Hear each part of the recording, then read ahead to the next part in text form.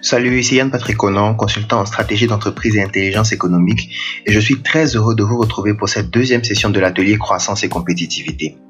Dans la session d'hier, nous avons vu comment vous pouvez augmenter votre chiffre d'affaires lorsque vos charges augmentent grâce au facteur X.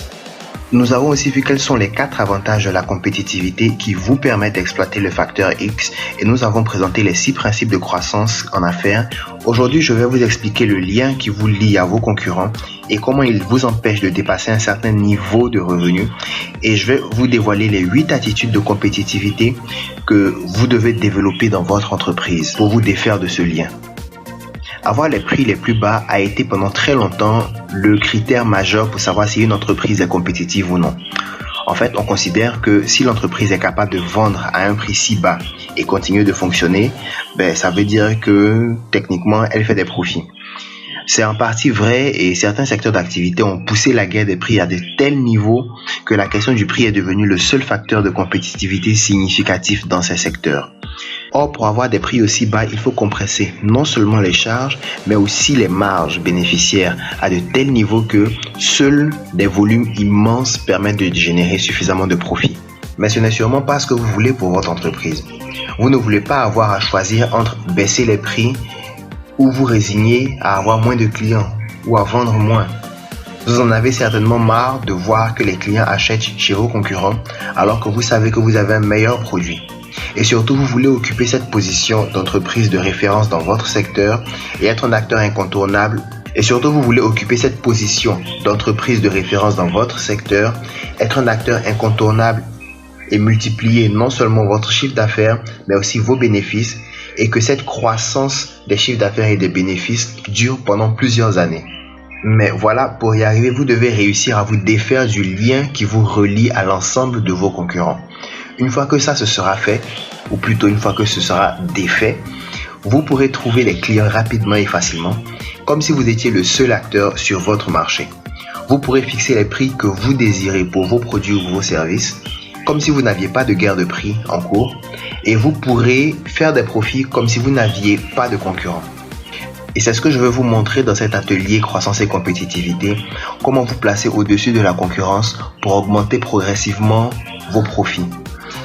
Mais avant ça, parlons du lien qui existe entre votre entreprise et ses concurrents et comment vous pouvez le défaire. Lorsqu'une entreprise n'est pas suffisamment compétitive, elle a du mal à augmenter son chiffre d'affaires comme elle le voudrait. Elle est contrainte d'évoluer dans l'ombre de ses concurrents et une telle entreprise généralement se contente de faire des chiffres d'affaires qui lui permettent de survivre et de joindre les deux bouts, mais sans réelle perspective de développement. Virtuellement, elle s'en serait mieux sortie s'il n'y avait aucun concurrent sur leur marché. Par contre, les entreprises qui réussissent à développer leur compétitivité savent comment conquérir de nouveaux marchés, comment étendre leur activité, comment augmenter leur chiffre d'affaires et elles réussissent à faire beaucoup plus de profits, peu importe qu'il y ait des concurrents ou non. Toutes les entreprises agissent les unes sur les autres et plus particulièrement les entreprises concurrentes dans un même secteur. Ces interactions créent un lien qui fait que les décisions et les actions des unes influencent directement ou indirectement les décisions et les actions des autres. La théorie des jeux permet d'illustrer ce phénomène.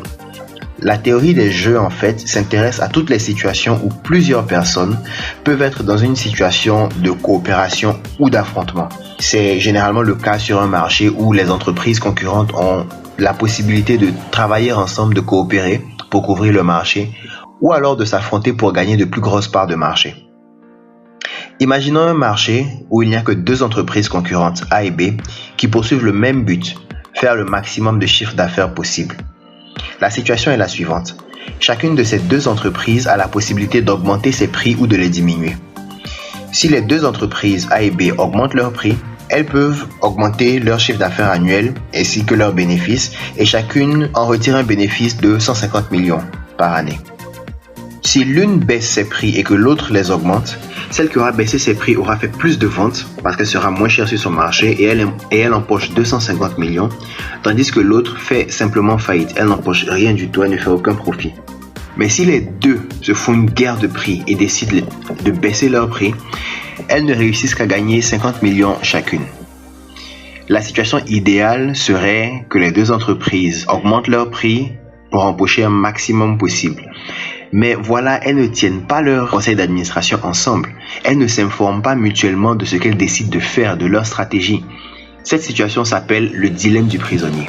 En fait, les deux entreprises doivent faire le meilleur choix pour elles-mêmes en sachant que le choix de l'autre sera décisif sur leur survie, mais elles ignorent complètement ce que l'autre va choisir.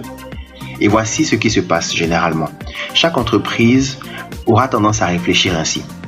Si j'augmente mes prix et que le concurrent le fait aussi, tout va bien. Mais je pourrais tout perdre s'il décide de baisser ses prix. En même temps, moi j'y gagne plus si je baisse mes prix. Au pire, on perd tous les deux, mais au moins je ne fais pas faillite. Je vais baisser mes prix. Et c'est invariablement la décision stratégique que prennent tous les chefs d'entreprise parce que c'est la plus sûre pour eux, mais surtout parce qu'ils sont fortement liés les uns aux autres. Et ça s'appelle un équilibre de Nash, du nom du mathématicien qui a modélisé cette situation. Il s'agit d'une situation d'équilibre stable entre les différentes entreprises. Si l'une d'elles décide de modifier sa position, elle ne peut que perdre. En fait, aucune n'a intérêt à bouger si elle est la seule à le faire. Il faut que tout le monde bouge ensemble, bouge en même temps et bouge dans la même direction. Et cet équilibre de Nash est globalement défavorable. C'est ce qui arrive à la plupart des entreprises et qui vous arrive aussi certainement. Vous avez atteint une situation d'équilibre sur votre marché qui met un plafond au chiffre d'affaires et aux bénéfices que vous pouvez réaliser. Même si votre entreprise a tout le potentiel de réaliser plus, vous n'avez aucun intérêt à faire quoi que ce soit pour changer cet équilibre si vous devez agir seul. Donc, vous préférez rester dans votre position et vous contenter de maigres profits en comparaison de ce que vous auriez pu réellement avoir. Vous êtes encore très lié à la concurrence qui influence grandement les chiffres d'affaires et les profits que vous réalisez. Ce lien vient principalement du fait que sur la plupart des marchés, les offres concurrentes sont indifférenciées aux yeux des acheteurs. Tous les opérateurs utilisent les mêmes méthodes, ont les mêmes stratégies, communiquent pareillement, proposent les mêmes solutions mais sous des noms différents et avec des couleurs différentes. Quand un acheteur regarde, il voit la même chose partout. Il entend partout la même chose et pour lui, il n'y a pas vraiment de différence. Vous et vos concurrents êtes tous les mêmes. La seule source de différenciation dans ces conditions devient la performance de l'entreprise et les prix de vente. Pourtant, bien que ce soit des facteurs très importants, ils ne peuvent pas à eux seuls combler toutes les attentes des acheteurs. La théorie des jeux et l'équilibre de Nash s'appuient sur le fait qu'il existe un lien entre les entités étudiées. S'il n'y a pas de lien, les décisions ne peuvent pas s'influencer autant. Et à ce moment-là, il n'y a pas d'équilibre de Nash. Les entreprises compétitives ont toutes réussi cependant à se sortir d'un équilibre de Nash en rompant ce lien. Et c'est là que ça devient plus compliqué. Lorsqu'une entreprise essaie de se démarquer de ses concurrents sur des aspects facilement reproductibles, tous les concurrents la copient et vous revenez à un équilibre de Nash. Il faut que la démarcation soit claire, visible et perceptible par votre marché, mais surtout difficile à reproduire pour vos concurrents. À ce moment, vous vous démarquez de la concurrence de façon claire et remarquable. Toutes les entreprises qui ont réussi à le faire ont adopté une position qui favorise la démarcation et cette position de compétitivité est caractérisée par 8 attitudes qui leur permettent de se défaire de la concurrence d'une façon nette et durable. Ces 8 attitudes ont été modélisées par l'économiste français Jean Supizé à la suite d'une étude des entreprises françaises les plus compétitives sur le marché international. Pour sortir de cette spirale vicieuse de l'indifférenciation et de la guerre des prix, voici les 8 attitudes compétitives que vous devez développer. La première attitude, c'est d'être avant tout un marchand et de faire du client le cœur de son entreprise. Dans la session précédente, je vous donnais 6 principes de la croissance qui permettaient à toute entreprise de sécuriser des profits de son activité et de connaître une croissance sur son marché. Les entreprises compétitives ne se soucient pas de ce que font leurs concurrents, en tout cas pas principalement. Elles considèrent tout dans une seule perspective, celle de la satisfaction du client. Tout doit être mis en œuvre dans la mesure du possible pour satisfaire les clients et mieux vous y arrivez, plus vous faites de ventes. Jeff Bezos, créateur et PDG d'Amazon.com, en a fait son cheval de bataille. Pas étonnant qu'Amazon.com se soit imposé dans le monde devant des géants du commerce électronique qui étaient déjà installés, tels que eBay. La deuxième attitude, c'est de positionner l'entreprise sur ses marchés avec une intelligence distinctive. Cette seconde attitude est également une application directe des principes de la croissance. Une entreprise compétitive ne se définit pas par rapport à une compétence, un domaine d'activité ou un produit. Elle se positionne surtout sur la valeur. c'est-à-dire le bénéfice que le client aura en utilisant ses produits et surtout la satisfaction qui sera procurée par l'offre globale de l'entreprise et qui ne peut se trouver nulle part ailleurs. Apple, par exemple, ne se définit pas comme une entreprise dans le domaine de l'informatique et des multimédias. Elle se définit plutôt comme une entreprise qui soutient toute forme de créativité et qui encourage l'entrepreneuriat. Et ça n'a rien de surprenant qu'ils soient eux-mêmes des exemples de créativité.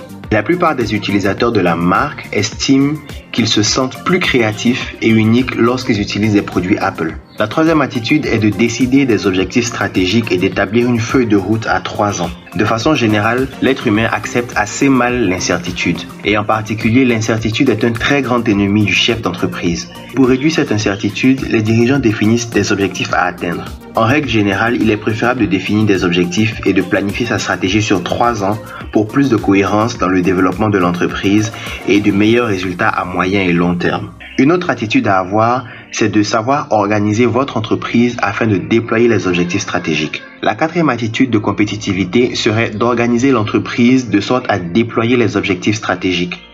Une autre particularité de l'être humain qui se manifeste en entreprise, c'est la résistance au changement. Naturellement, personne n'aime devoir changer ses habitudes.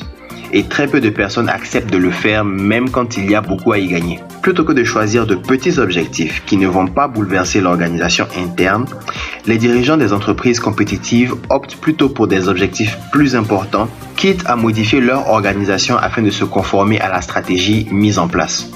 La cinquième attitude est d'optimiser l'offre de ces produits sur 3 volets, l'existant, l'opportunité et l'avenir. Jusqu'aux années 80, les disques vinyles et les tourne-disques étaient le standard. Ensuite, il y a eu les cassettes à bande magnétique, puis les disques compacts, les CD, et aujourd'hui le MP3. L'histoire nous montre que même si un besoin peut perdurer, le produit, lui, est amené à disparaître tôt ou tard. L'attitude compétitive consiste à ne pas attendre que cela arrive. Équilibrez donc votre portefeuille d'offres selon ces 3 volets. D'abord, les produits de plus de 3 ans pour lesquels l'entreprise a une bonne connaissance des marchés et de l'offre. Ça, c'est le volet de l'existant. Ensuite, les produits qui correspondent à des opportunités et à des potentiels pour lesquels les risques sont limités compte tenu de l'attractivité des marchés. Ce sont vos opportunités. Et les produits probables de l'avenir pour lesquels les perspectives sont lointaines et incertaines. La 6e attitude à développer sera de déployer méthodiquement votre offre à l'international. Cette attitude fait encore une fois écho avec les principes de la croissance dont je vous ai parlé hier. Vous ne pouvez pas développer votre offre si vous n'avez pas la bonne méthode, surtout si vous êtes sur des marchés internationaux. Parce qu'au final, le but n'est pas juste d'expédier ses produits ou d'offrir ses services à l'étranger, mais plutôt d'être compétitif aussi et de tirer le maximum de profit de ces marchés. La 7e attitude, c'est d'optimiser les satisfactions financières et non financières. Au-delà de juste gagner de l'argent, les entreprises compétitives s'assurent d'apporter de la satisfaction à toutes les parties prenantes. Que ces satisfactions soient financières ou non, les dirigeants d'une entreprise qui souhaitent développer et maintenir un bon niveau de compétitivité s'assurent que les employés, les actionnaires, les collectivités territoriales, les populations, les partenaires, etc., bénéficient dans une certaine mesure du succès de cette entreprise. La 8e et dernière attitude de compétitivité consiste à adapter l'entreprise et à innover dans tous les domaines qui forment la satisfaction des clients. Être compétitif pour une entreprise, c'est aussi savoir mettre l'innovation à son service pour la plus grande satisfaction de ses clients. Il ne sert à rien d'inventer de nouveaux produits, de nouveaux services, des procédures, de mettre en place des organisations, etc. si cela n'apporte pas de satisfaction aux clients. Le Segway, par exemple, qui est une sorte de véhicule individuel qui vous permet de ne pas dépenser trop d'énergie, a été un gros échec commercial lors de son lancement international, bien que ce soit le fruit d'innovations technologiques majeures. Et la raison est simple. À notre époque, où les maladies métaboliques sont en pleine croissance, où nos styles de vie nous amènent à bouger de moins en moins et à dépenser de moins en moins les calories que nous ingérons. Et à cette époque, où à travers le monde, de plus en plus de personnes cherchent à mieux prendre soin de leur santé et pratiquent de plus en plus des activités sportives, comme la marche, le jogging, le fitness, etc. Voici une invention dont l'utilité principale est de vous éviter de marcher. Si vous devez mettre sur le marché une innovation, assurez-vous qu'elle apporte de la valeur et de la satisfaction à vos clients. Avec cette deuxième session, nous avons mis en place toutes les bases que vous devez savoir pour améliorer la compétitivité de votre entreprise. Vous savez que votre compétitivité n'est pas une question de prix, mais plutôt la capacité de ne plus être sous l'influence des actions et des décisions de vos concurrents, et aussi la capacité de profiter de cette liberté pour augmenter continuellement vos ventes et vos profits. Vous savez que la compétitivité vous permettra de mieux profiter des principes de la croissance et d'augmenter vos bénéfices même quand vos charges augmentent, avec ce que j'ai appelé le facteur X. En plus, vous connaissez les 8 attitudes qui permettront de vous séparer de la concurrence et de vous positionner comme un leader de référence sur votre marché. Déjà, vous pourriez commencer à bâtir votre capital compétitivité, mais cela risquerait de vous prendre beaucoup de temps avant de pouvoir faire le tri entre ce qui marche et ce qui ne marche pas. Je vais vous faire gagner ce temps. Dans la vidéo de demain, je vais vous donner la clé. Je vais vous donner la pépite qui vous permettra de développer votre compétitivité et vous démarquer de la concurrence en moins d'une année. Ce sont les fameux piliers de la compétitivité dont je vous ai parlé depuis le début de l'atelier. C'est vraiment la session à ne pas manquer et je vous révélerai mon modèle d'amélioration de la compétitivité avec des exemples pratiques et des cas concrets. Sur ce, je vous dis encore merci de m'avoir suivi jusqu'au bout de cette vidéo. C'était Yann Patrick Conan, consultant en stratégie d'entreprise et intelligence économique. Et mon rôle, c'est d'aider les chefs d'entreprise, les dirigeants de PME, PMI et les entrepreneurs individuels à développer des avantages compétitifs durables qui leur permettent d'augmenter leurs revenus. Merci de votre attention et à demain pour la 3e session.